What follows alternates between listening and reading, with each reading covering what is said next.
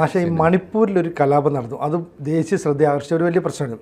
അതേ സമയത്ത് തന്നെ ഹരിയാനയിൽ ന്യൂഹിൽ ഒരു മുസ്ലിം ഹിന്ദു കലാപം എന്ന് വെച്ചാൽ അവിടുത്തെ ഒരു അമ്പലത്തിലേക്ക് ക്ഷേത്രത്തിലേക്കുള്ള ജലഘോഷയാത്രയുമായി ബന്ധപ്പെട്ടാണ് നടന്നത്. അതൊരു വലിയ പ്രശ്നമായി കുറച്ച് പേര് മരിക്കുകയൊക്കെ ചെയ്തിരുന്നു. പക്ഷേ ഇത്തവണ പ്രശ്നങ്ങളൊന്നുമില്ലാതെ നടക്കുകയും ചെയ്തു. അത് പോലീസിൻ്റെ ഇടപെടലൊന്നും കൊണ്ടല്ല. എന്തായിരുന്നു അതിൻ്റെ കാരണങ്ങൾ? അത് വലിയൊരു പാടാണ്. എനിക്ക് തോന്നുന്നത് നമ്മുടെ നാട്ടിലൊക്കെ വർഗീയ കലാപങ്ങൾ ഉണ്ടാകുന്നത് എങ്ങനെ, പണ്ടായിരുന്നെങ്കിൽ അത്ര സൂക്ഷ്മമായ പഠനങ്ങൾ നടക്കുകയും അതിനെതിരായ ജാഗ്രത, സാമൂഹികമായ ബോധവൽക്കരണം നടക്കുകയൊന്നും ചെയ്യുന്നുണ്ടായിരുന്നില്ല. നോർത്ത് ഇന്ത്യയിലെങ്കിലും. കേരളത്തിൽ നടന്നിട്ടുണ്ട്. കേരളത്തിൽ വർഗീയ കലാപങ്ങൾ ഉണ്ടായ എല്ലാ ഭൂമികയിലും മാറാടായാലും മട്ടാഞ്ചേരി ആയാലും വിഴിഞ്ഞത്തായാലും നാദാപുരത്തായാലും ഒക്കെ സാമൂഹികമായ ജാഗ്രതാ സമിതികൾ അതിവേഗത്തിൽ രൂപം കൊള്ളുകയും സമാധാനത്തിലേക്ക് അതിവേഗം തിരിച്ചു വരികയും ചെയ്തിട്ടുണ്ട്. നോർത്ത് ഇന്ത്യയിലെ സ്ഥിതി അതല്ല. നോർത്ത് ഇന്ത്യയിൽ സ്വാതന്ത്ര്യത്തിന് ശേഷം നടന്ന ഏതാണ്ട് 30-ലേറെ കലാപങ്ങൾ, സ്വാതന്ത്ര്യാനന്തര വർഗീയ കലാപങ്ങൾ, കൂട്ടക്കൊലകൾ, വിഭജനാനന്തര കൂട്ടക്കൊലകൾ മാറ്റി നിർത്തിയാൽ 1950 മുതൽ 2000 വരെയുള്ള ഏതാണ്ട് 50 കൊല്ലത്തിനിടയിൽ 35ഓളം കലാപങ്ങൾ ഉണ്ടായിട്ടുണ്ട്. അതൊക്കെ ദിവസങ്ങളോളം നീണ്ടുനിന്ന കലാപങ്ങളാണ്. നൂറുകണക്കിന് ആളുകൾ തൊട്ട് ആയിരങ്ങൾ വരെ കൊല്ലപ്പെട്ട കലാപങ്ങളാണ്. അതുകൊണ്ട് വർഗീയ കലാപങ്ങൾ ഉണ്ടാവുക എന്നതൊരു നിത്യസംഭവമായിരുന്ന ഒരു ഇന്ത്യ നമ്മുടെ ഓർമ്മയിലുണ്ട്. പക്ഷേ 2000-ന് ശേഷം അതിൻ്റെ അന്തരീക്ഷം കാര്യമായി മാറിയിട്ടുണ്ട്. ഇപ്പോൾ 2002-ലെ ഗുജറാത്ത് കലാപത്തിന് ശേഷം 2022-23 നടന്ന മണിപ്പൂർ കലാപമാണ് രണ്ട് കലാപങ്ങൾ നമ്മുടെ ഓർമ്മയിൽ. എന്ന് പറഞ്ഞാൽ സ്വാതന്ത്ര്യത്തിന് ശേഷമുള്ള 50 വർഷം 35 കലാപങ്ങൾ, അടുത്ത 25 വർഷം ആകെ ഉണ്ടായത് 2 കലാപങ്ങൾ. അതിൽ 2 എന്ന് പറയുന്നതിൻ്റെ കൂടെ മണിപ്പൂർ കലാപം സത്യത്തിൽ അവിടുത്തെ ഒരു ഗോത്രവർഗ്ഗങ്ങൾ തമ്മിലുള്ള ഇഷ്യൂ ആണ്. പക്ഷേ അത് നിർഭാഗ്യവശാൽ ഹിന്ദു ക്രിസ്ത്യൻ ഇഷ്യൂ ആയിട്ട് മാറി. അപ്പോൾ ഹിന്ദു ക്രിസ്ത്യൻ ഇഷ്യൂവിലേക്ക് കാര്യങ്ങൾ മാറിപ്പോകുന്നതിനിടയിലാണ് വളരെ ബോധപൂർവം എന്ന് തോന്നാവുന്ന മട്ടിൽ മുസ്ലിംസ് ചിത്രത്തിൽ നിന്ന് മാറുകയാണല്ലോ. അതെ. അപ്പോൾ അതുവരെ നടന്നിരുന്ന എല്ലാ കലാപങ്ങളിലും ഒരു ഭാഗത്ത് മുസ്ലിംസാണ്. അപ്പോൾ ഈ മണിപ്പൂരിലെ കലാപത്തിൽ മുസ്ലിം മൈനോറിറ്റി ഒരു കക്ഷിയല്ല. അതിനിടയിലാണ് പെട്ടെന്ന് മുസ്ലിം മൈനോറിറ്റിയെ കക്ഷി ചേർത്തുകൊണ്ടൊരു ഇഷ്യൂ വരുന്നത്. അതാണ് ഈ ഹരിയാനയിലെ നൂഹ് ജില്ലയിലുണ്ടായ പ്രശ്നം. അപ്പോൾ അവിടെ പെട്ടെന്നുണ്ടാകുന്ന ഇപ്പോൾ നൂഹ് ജില്ലയിൽ സ്ഥിരമായി ഇപ്പോൾ ഗസേര എന്ന് പറയുന്നൊരു പ്രദേശത്താണ്, ഒരു വില്ലേജാണത്. അവിടെ ഈ ഒരു ക്ഷേത്രമുള്ള ജലാഭിഷേക ബ്രിജ് മണ്ഡൽ ജലാഭിഷേക ഘോഷയാത്ര എന്നാണ് അതിൻ്റെ പേര്. ആ ഘോഷയാത്രക്ക് നേരെ ആക്രമണം നടക്കുന്നു. ഇത് നോർത്ത് ഇന്ത്യയിൽ പണ്ട് പതിവായിരുന്നൊരു ഏർപ്പാടാണ്. എവിടെ രഥയാത്ര നടക്കുക, ഏതെങ്കിലും ക്ഷേത്രത്തിൽ രഥോത്സവം നടക്കുക, ആഘോഷപൂർവ്വം ആളുകൾ അങ്ങനെ വലിയ എല്ലാം മറന്ന് ജനങ്ങൾ ഒന്നിച്ചൊഴുകിക്കൊണ്ടിരിക്കുക. അതിൻ്റെ നേർക്ക് എന്തെങ്കിലും അതിക്രമം കാണിക്കുക, ഒന്നുകിൽ ചെരുപ്പ് എറിയേ അല്ലെങ്കിൽ ഒരു കല്ലെറിയേ, എവിടുന്നാണെന്ന് പോലും അറിയില്ല. ആ നാട്ടുകാർ ഒരിക്കലും ചെയ്യാനും സാധ്യതയില്ല. പക്ഷേ ആ ഏറോടുകൂടി ആ നാട് കത്തിയിരിക്കുകയാണ്, വലിയ കലാപങ്ങൾ ഉണ്ടാവുകയാണ്. കാരണം സ്വാഭാവികമായിട്ടും ആളുകൾ എന്താ പെട്ടെന്ന് ധരിക്കുക എളുപ്പമാണല്ലോ. വടക്കേ ഇന്ത്യയിൽ ഒരു അന്തരീക്ഷം വെച്ചിട്ട് ആളുകൾ ധരിക്കുക മുസ്ലിങ്ങളായിരിക്കും ചെയ്തിട്ടുണ്ടാവുക, അവർ നമ്മുടെ വിശ്വാസത്തിനെതിരാണ്. അങ്ങനെ നിരന്തരമായി പൊട്ടിപ്പുറപ്പെട്ടിരുന്ന വർഗീയ കലാപങ്ങളുടെ അന്തരീക്ഷമുണ്ട്. അതേ പാറ്റേണിലാണ് നൂഹിൽ നടന്നത്. നൂഹിലെ ഈ ഗസേര ജില്ലയിൽ കഴിഞ്ഞ കൊല്ലം ജൂലൈ മാസത്തിൽ ആലോചിച്ച് നോക്കും. ഇതേ ഒരു കൊല്ലം മുമ്പ് ഈ ജൂലൈ മാസത്തിൽ ഈ ജലാഭിഷേക യാത്ര പോകുമ്പോൾ അതിനെതിരെ കല്ലേറ് കടന്നു. വലിയ കലാപമായിട്ട് മാറി. പക്ഷേ മഹാഭാഗ്യത്തിന് എനിക്ക് തോന്നുന്നു ഇന്ത്യയുടെ ഒരു പാറ്റേൺ മാറിയതുകൊണ്ടും ഭരണകൂടത്തിൻ്റെ ഒരു ജാഗ്രത കൊണ്ടും പ്രത്യേകിച്ച് നരേന്ദ്രമോദി സർക്കാർ ഈ കലാപങ്ങളോട് കാണിക്കുന്ന ഒരു കൃത്യമായ സമീപനമുണ്ട്. അതൊരു പക്ഷേ അദ്ദേഹം റെസ്പോൺസിബിൾ ആയതുകൊണ്ടായിരിക്കും. ഇപ്പോൾ ഹിന്ദു സമൂഹം ഒരു ഭാഗത്ത് കക്ഷി ചേരുമ്പോൾ അപ്പുറത്ത് ആരായിരുന്നാലും അതിൻ്റെ ഉത്തരവാദി ഗവൺമെൻറ് ആണല്ലോ. ഗവൺമെൻറ്റിന് റെസ്പോൺസിബിലിറ്റി ഉള്ളതുകൊണ്ട് അതിവേഗത്തിൽ കലാപങ്ങളെ അമർച്ച ചെയ്യുന്ന ഒരു രീതിയുണ്ട്. അത് വളരെ പോസിറ്റീവാണ്. അപ്പോൾ നൂഹിലെ കലാപത്തിൽ ആ ഘോഷയാത്ര കലങ്ങിപ്പോയി, അലങ്കോലപ്പെട്ടു.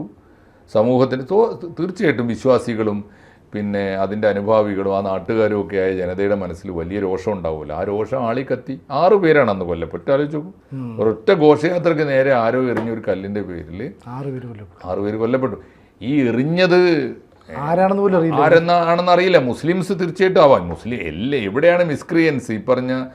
ഈ പറഞ്ഞ വിവരദോഷികൾ, തീവ്രവാദികൾ, അതൊക്കെ എണ്ണത്തിൽ കുറവാണെങ്കിൽ പോലും ഏത് കമ്മ്യൂണിറ്റിയിലും ഏത് ദേശത്തും ഉണ്ടാവുമല്ലോ. മുസ്ലിം കമ്മ്യൂണിറ്റിയിലുള്ള ആരെങ്കിലും ചെയ്തതാവും, തീർച്ചയായിട്ടും അങ്ങനെയാണ് കണ്ടെത്തിയതും. പക്ഷേ പ്രശ്നം ഇത് ഉണ്ടാവാൻ പാടില്ല എന്നുള്ളതാണല്ലോ ഒരു സാമൂഹ്യ മനസാക്ഷിയുള്ള ഒരു നാടിൻ്റെ പ്രത്യേകത. അതുകൊണ്ട് അന്ന് ഈ ഗസേരയിലെ ഗസയിലെ നിവാസികൾ ഒരുമിച്ച് വലിയ ജാഗ്രതയോടെ അവരന്വേഷിച്ച് നോക്കുമ്പോൾ ഈ പിടിക്കപ്പെട്ട പ്രതികളും കണ്ടെത്തിയ പ്രതികളൊന്നും ആ നാട്ടുകാരല്ല. അവിടുത്തെ അപ്പോൾ പ്രത്യേകിച്ച് ഒരു നാട്ടിലൊരു വലിയ ഉത്സവം നടക്കുമ്പോൾ അത് കാണാൻ ഏത് ദേശത്തു നിന്നും ആളുകൾ വരും. അങ്ങനെയുള്ള വലിയ ആൾക്കൂട്ടം ഉണ്ടാവുക, പുറത്തുനിന്ന് ആളുകൾ വരുമല്ലോ. അത് സന്തോഷമുള്ള കാര്യമാണ്. ഇപ്പോൾ നമ്മുടെ നാട്ടിൽ ഉത്സവം നടക്കുമ്പോൾ നമ്മുടെ അന്യദേശങ്ങളിൽ നിന്നൊക്കെ ആൾ വരുന്ന ആ നാട്ടുകാർക്കൊക്കെ സന്തോഷമല്ലേ.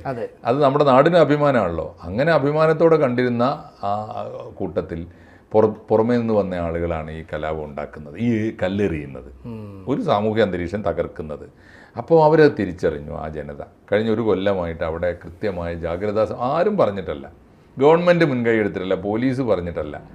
ഇപ്പോൾ നമ്മുടെ നാട്ടിലൊക്കെ സർവകക്ഷി യോഗം വിളിക്കുക ഗവൺമെൻറ്റാണ്, സർക്കാർ വിളിക്കും. എന്നിട്ട് പ്രതിപക്ഷം ഒന്നുകിൽ പോകും, അല്ലെങ്കിൽ അവിടെ പോയി അത് ബഹിഷ്കരിക്കും, അല്ലെങ്കിൽ അവിടെ പോയി എന്തെങ്കിലും എതിര് പറഞ്ഞു പോരും. അങ്ങനെയൊക്കെയാണല്ലോ ചെയ്യുക. ഇതല്ല, ഇത് ജനങ്ങൾ തന്നെ മുൻകൈ എടുത്ത് രണ്ട് സമുദായങ്ങളും. കാരണം അവർക്കൊരു പാരമ്പര്യമുണ്ട്. ഈ ഹരിയാനയിലെ നൂഹിൽ ആദ്യമായിട്ടാണ് വർഗീയ കലാപം. ഹരിയാനയിലെ ആ പ്രദേശം മുസ്ലിം ഭൂരിപക്ഷം, മുസ്ലിങ്ങൾ കുറച്ച് ഭൂരിപക്ഷമുള്ള സ്ഥലമാണ്. സമാധാനത്തോടെ കഴിഞ്ഞുകൂടുന്ന സാമാന്യം നല്ല സാമ്പത്തിക ശേഷിയുള്ള മുസ്ലിങ്ങളുമാണ് ആ ഏരിയയിൽ. അവർ വലിയ തോതിൽ ജാഗ്രത പുലർത്തി. അവർ യോഗം ചേർന്നു. അവർ സഹോദരങ്ങൾ സമുദായങ്ങളെ പരസ്പരം കണ്ടു, പലതവണ സംസാരിച്ചു. എന്നിട്ട് അവരൊരു തീരുമാനമെടുത്തു, ഒരു കാരണവശാലും ഇവിടെ വന്നിട്ട് പുറമേ നിന്ന് ആരെങ്കിലും വന്ന് നമ്മുടെ നാട്ടിലെ സമാധാനം തകർക്കാൻ നമ്മൾ സമ്മതിക്കില്ല എന്ന് തീരുമാനിച്ചു. എന്നിട്ട് തീരുമാനിച്ച കാര്യം എന്താണെന്ന് വെച്ചാൽ, അത്ഭുതകരമായ ഒരു കാഴ്ചയാണ് ഇക്കൊല്ലത്തെ ഘോഷയാത്ര, ജലഘോഷയാത്ര പോയപ്പോൾ നമ്മുടെ പത്രവാർത്തകൾ പറയുന്നത്, ഇത്തവണത്തെ ജലഘോഷയാത്ര പോയപ്പോൾ എല്ലാ മുസ്ലിം വീടുകളിൽ നിന്നും അവർക്ക് നേരെ പൂക്കൾ, അതാണ് കല്ലല്ല, പൂക്കൾ വർഷിച്ചു എല്ലാ വീട്ടിൻ്റെ മുകളിൽ നിന്നും. അത് മാത്രമല്ല തെരുവിലൊക്കെ ഈ വാഹനങ്ങൾക്കൊക്കെ കൊണ്ടുപോയി ഹാരാർപ്പണം നടത്തുന്നു. അതായത് മുസ്ലിങ്ങൾ അങ്ങോട്ടും ഇങ്ങോട്ടും മീൻസ് അങ്ങനെയുള്ള ഭയങ്കര സൗഹാർദ്ദ. ഈ ഘോഷയാത്രയിൽ നിന്ന് പലഹാരങ്ങളൊക്കെ എല്ലാ മുസ്ലിം വീടുകൾക്കും കൊടുക്കുന്നു. ഇതൊരു ഇങ്ങനെയാണ് ഇക്കുറി സമാധാനപൂർവ്വം. അപ്പം ഇന്ന് ഈ കഴിഞ്ഞ അപ്പോൾ പോലീസ് വലിയ ബന്ദോബസ്തിൽ അത്ഭുതപ്പെട്ടു പോയി. അല്ല, കഴിഞ്ഞ കൊല്ലം നടന്ന തെരുവ് തന്നെയല്ലേ ഇത്? ഇവിടെയല്ലേ നമുക്ക് വെടിവെക്കേണ്ടി വന്നത്? ഇവിടെയല്ലേ നമുക്ക് വലിയ ലാത്തിച്ചാർജ് ചെയ്യേണ്ടി വന്നത്? അവിടെ വലിയ സമാധാനത്തിൻ്റെ ഒരു പുഷ്പവാടിയായിട്ട് മാറി. ഇതിപ്പോൾ നമ്മളിപ്പോൾ ചർച്ച ചെയ്യുന്നത് ഇത് നൂഹിന് മാത്രം ബാധകമല്ല, ഇത് ഹരിയാനയ്ക്ക് മാത്രമല്ല, ഇന്ത്യയിലെ എല്ലാ സംസ്ഥാനങ്ങൾക്കും പാഠമാകേണ്ടതുണ്ട്. ഇതെന്താ ചെയ്യേണ്ടത്? ഒരു നാട്ടിൽ ഏതൊരു ആഘോഷത്തിനും ഏതെങ്കിലും ഒരു വിശ്വാസമായിട്ട് ബന്ധമുണ്ടാവും. ഏതെങ്കിലും ഒരു മതസമുദായത്തിൻ്റെ വിശ്വാസമോ മിത്തോ ചരിത്രമോ ഒക്കെ ആയിട്ട് ബന്ധമുണ്ടാവും. അങ്ങനെ ഉണ്ടാവുമ്പോൾ നമ്മളെന്താ ചെയ്യേണ്ടത്? എല്ലാ ആഘോഷങ്ങളും എല്ലാവരുടേതുമാണ് എന്ന ബോധം ഉണ്ടാവണം. ആഘോഷങ്ങൾക്ക് രണ്ട് പാർട്ടുണ്ട് എപ്പോഴും. ഒന്ന് അനുഷ്ഠാനത്തിൻ്റെ തലമാണ്, മറ്റൊന്ന് ആഘോഷത്തിൻ്റെ തലമാണ്. അത് ആണ് അനുഷ്ഠാനത്തിൻ്റെ തലം. എന്താ? അതിലെ വിശ്വാസത്തിൻ്റെ തലം. ഈ ഘോഷയാത്ര ക്ഷേത്രത്തിലെത്തിയിട്ട് നടക്കുന്ന പൂജ, അതിൻ്റെ കാര്യങ്ങൾ, അത് വിശ്വാസികളുടെ കാര്യമാണ്. അത് എല്ലാവരുടെയും കാര്യമാവണമെന്നില്ല. പക്ഷേ ഈ ഘോഷയാത്ര നടക്കേണ്ടത്, അതിലെ കലാപരിപാടികൾ, അതിൻ്റെ ആചാരങ്ങൾ, അതിൻ്റെ അലങ്കാരങ്ങൾ, അതിൻ്റെ ആഘോഷങ്ങൾ, അതിൻ്റെ സന്തോഷം, അതിൽ മനുഷ്യരൊത്തുകൂടുന്ന ജാതി മത ഭേദങ്ങളില്ലാതെ മനുഷ്യർ ഒത്തുകൂടുന്നതിൻ്റെ ഒരുമ, അതിൽ നടക്കുന്ന കരിമരുന്ന് പ്രയോഗങ്ങൾ ഉണ്ടല്ലോ, വെടിക്കെട്ട്, അതിൽ കുട്ടികളുടെ കൗതുകങ്ങൾ, കുട്ടികളുടെ ആഹ്ലാദം, അവരെ രസിപ്പിക്കുന്ന ആഘോഷങ്ങൾ, കലാപരിപാടികൾ, ഇതൊക്കെ സംസ്കാരമാണ്. അതുകൊണ്ട് കൾച്ചർ എന്ന് പറയുന്നത് എല്ലാവരുടേതുമാണ്. വിശ്വാസം വിശ്വാസിയുടേതാണ്.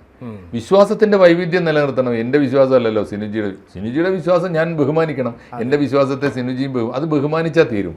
മറ്റേത് അങ്ങനെയല്ല, പരസ്പരം കാത്തുരക്ഷിക്കേണ്ടതാണ്. സംസ്കാരത്തിൻ്റെ അംശം, ആഘോഷത്തിൻ്റെ അംശം, പരസ്പരം കാവലിരിക്കണം. അതാണ് കാണിക്കേണ്ടത്. ഇപ്പോൾ ഹിന്ദുവിൻ്റെ ആഘോഷം നടക്കുമ്പോൾ ഒരു ശ്രീകൃഷ്ണ ജയന്തി ഘോഷയാത്ര നടക്കും. ഒന്ന് ആലോചിച്ച് നോക്കൂ.